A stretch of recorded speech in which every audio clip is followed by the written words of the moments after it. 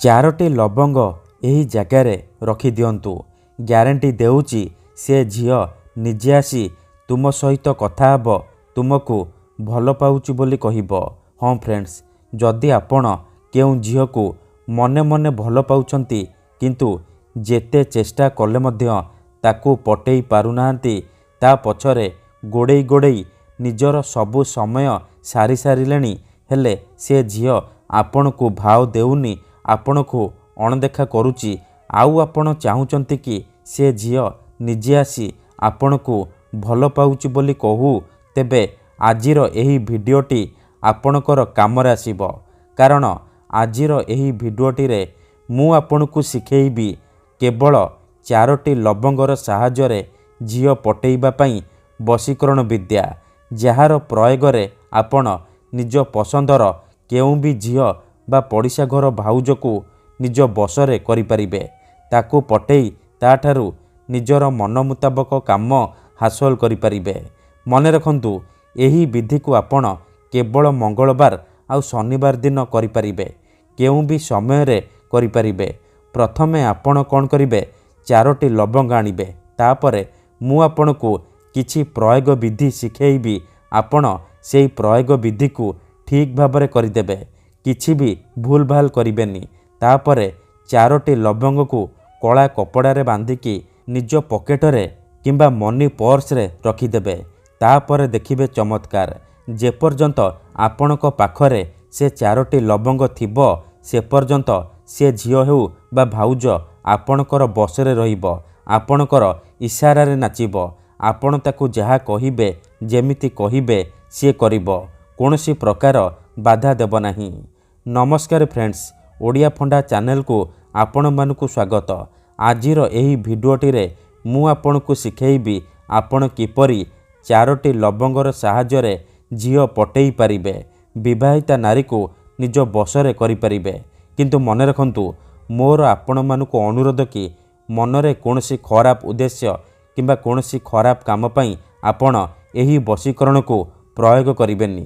ଯଦି ଆପଣ ସତରେ ସେ ଝିଅକୁ ଭଲ ପାଉଛନ୍ତି, ତାକୁ ବିବାହ କରିବାକୁ ଚାହୁଁଛନ୍ତି, ତେବେ ଆପଣ ଏହି ବଶୀକରଣକୁ ପ୍ରୟୋଗ କରିବେ। ଅନ୍ୟଥା ମନରେ କୌଣସି ଖରାପ ଉଦ୍ଦେଶ୍ୟ କିମ୍ବା କୌଣସି ଖରାପ କାମ ପାଇଁ ଆପଣ ଏହି ବଶୀକରଣକୁ ପ୍ରୟୋଗ କରିବେନି। କାହିଁକି ନା 4ଟି ଲବଙ୍ଗର ଏହି ବଶୀକରଣ ଏତେ ଶକ୍ତିଶାଳୀ କି ଯିଏ ବି ଏହାକୁ କରିଛି ସଫଳ ହେଇଛି। ବର୍ଷ ବର୍ଷ ଧରି ଭାଙ୍ଗି ଯାଇଥିବା ପୁରୁଣା ପ୍ରେମକୁ ଫେରାଇ ଆଣିପାରିଛି। ଶାଶୁ, ନଣନ୍ଦ, ଦିଅର, ଭାଉଜ କାହାକୁ ବି ନିଜ ବଶରେ କରି ତାଠାରୁ ନିଜର ମନ ମୁତାବକ କାମ ହାସଲ କରିପାରିଛି। ତେଣୁ ଯଦି ଆପଣ ସେ ଝିଅକୁ ସତରେ ଭଲ ପାଉଛନ୍ତି, ତେବେ ଆପଣ ଏହି ବଶୀକରଣକୁ ପ୍ରୟୋଗ କରିବେ। କାହିଁକି ନା ମାତ୍ର ଥରେ ବଶୀକରଣ ହେବା ପରେ ସେ ଝିଅ ହେଉ ବା ପଡ଼ିଶା ଘର ଭାଉଜ ଆପଣଙ୍କର ଗୁଲାମୀ କରିବ, ଆପଣଙ୍କ ଆଡ଼କୁ ଆକର୍ଷିତ ହେବାକୁ ଲାଗିବ, ହାତ ଧରି ଘରକୁ ଡାକିବ, ଯାହା ଚାହିଁବେ ତାହା କରିବ। ଏହି ବଶୀକରଣ କରିବା ପାଇଁ ଆପଣଙ୍କୁ ବେଶୀ କିଛି ସାମଗ୍ରୀର ଆବଶ୍ୟକ ନାହିଁ କିମ୍ବା ବେଶୀ କିଛି ନିୟମର ପାଳନ କରିବାକୁ ପଡ଼ିବନି। କେବଳ 4ଟି ଲବଙ୍ଗ ଆଣିବେ, ତାପରେ ଏହି ବଶୀକରଣକୁ ଆରମ୍ଭ କରିବେ। ତାପରେ ଦେଖିବେ ଚମତ୍କାର, କିପରି ସେ ଝିଅ ଆପଣଙ୍କ ପ୍ରେମରେ ଦିବାନୀ ହେଇଯିବ।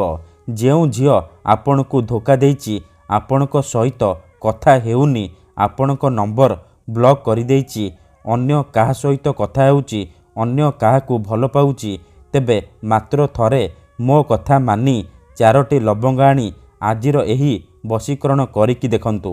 ଗ୍ୟାରେଣ୍ଟି ଦେଉଛି ସେ ଝିଅ ଯେତେ ଦୂରରେ ଥିଲେ ମଧ୍ୟ ରାତିଦିନ ଆପଣଙ୍କ କଥା ଭାବିବ, ନିଜେ ଆସିବ ଆପଣଙ୍କର ପାଦ ତଳେ ପଡ଼ିବ, ଆପଣଙ୍କୁ ଭଲ ପାଉଛି ବୋଲି କହିବ। ତେବେ ଏହି ବିଧିକୁ ଆପଣ କିପରି କରିବେ, କେମିତି କରିବେ, ମୁଁ ଆପଣଙ୍କୁ ଶିଖେଇବି। ସମ୍ପୂର୍ଣ୍ଣ ପ୍ରୟୋଗ ବିଧି ମୁଁ ଆପଣଙ୍କୁ ଶିଖେଇବି। ଜାଣିବା ପାଇଁ ମୋର ଆପଣମାନଙ୍କୁ ଅନୁରୋଧ କି ଆପଣ ଭିଡ଼ିଓଟିକୁ ମୂଳରୁ ଶେଷ ପର୍ଯ୍ୟନ୍ତ ପୁରା ଧ୍ୟାନ ସହିତ ଦେଖିବେ। ଅଧାରୁ ଛାଡ଼ିକି ପଳେଇଲେ ଆପଣ କିଛି ବି ବୁଝିପାରିବେନି। ପରେ ଆପଣ କମେଣ୍ଟ କରିବେ, ଗୁରୁଜୀ ଆପଣଙ୍କର ବଶୀକରଣ କାମ କରୁନି। ବଶୀକରଣ କରିବା ପୂର୍ବରୁ ମୋର ଗୋଟିଏ ଛୋଟିଆ କଥା ମନେ ରଖନ୍ତୁ, ଆପଣଙ୍କର ବଶୀକରଣ 100ରୁ 100% କାମ କରିବ। ଯେବେ ବି ଆପଣ ବଶୀକରଣ କରିବା ପାଇଁ ଯିବେ ଭଲ ଭାବରେ ହାତ ଗୋଡ଼ ମୁହଁ ଧୋଇବେ ଆଉ ମନରେ ସମ୍ପୂର୍ଣ୍ଣ ବିଶ୍ୱାସ ନିଷ୍ଠା ଆଉ ଏକାଗ୍ରତାର ସହିତ ଆପଣ ବଶୀକରଣକୁ କରିବେ।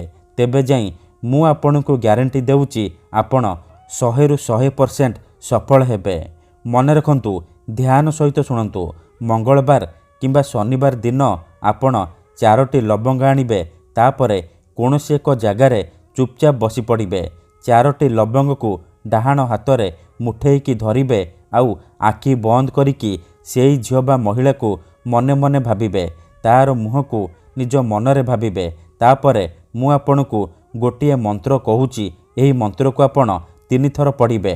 ଓମ୍ ହ୍ରିଂ କ୍ରିଂ ଆମୁକଂ ବଶୀଭୂତାୟ ଫଟ୍ ସ୍ୱାହା। ଏହି ମନ୍ତ୍ରକୁ ଆପଣ 3 ଥର ପଢ଼ିବେ। ଆମୁକଂ ଜାଗାରେ ଆପଣ ସେଇ ଝିଅ ବା ମହିଳାର ନାମ କହିବେ ଯାହାକୁ ଆପଣ ନିଜ ବଶରେ କରିବାକୁ ଚାହୁଁଛନ୍ତି। ମନ୍ତ୍ରକୁ 3 ଥର ପଢ଼ି ସାରିବା ପରେ ମୁଠା ଖୋଲିବେ ଆଉ ସେ ଲବଙ୍ଗରେ ଗୋଟିଏ ଥର ଫୁଙ୍କିଦେବେ। ଏତିକି କରିସାରିବା ପରେ ସେ 4ଟି ଲବଙ୍ଗକୁ କଳା କପଡ଼ାରେ ବାନ୍ଧିକି ନିଜ ପକେଟରେ କିମ୍ବା ମନି ପର୍ସରେ ରଖିଦେବେ। ଯେପର୍ଯ୍ୟନ୍ତ 4ଟି ଲବଙ୍ଗ ଆପଣଙ୍କ ପାଖରେ ଥିବ ସେ ଝିଅ ହେଉ ବା ପଡ଼ିଶା ଘର ଭାଉଜ ଆପଣଙ୍କର ବଶରେ ରହିବ। ଯାହା ଚାହିଁବେ ତାହା କରିବ। ଧନ୍ୟବାଦ।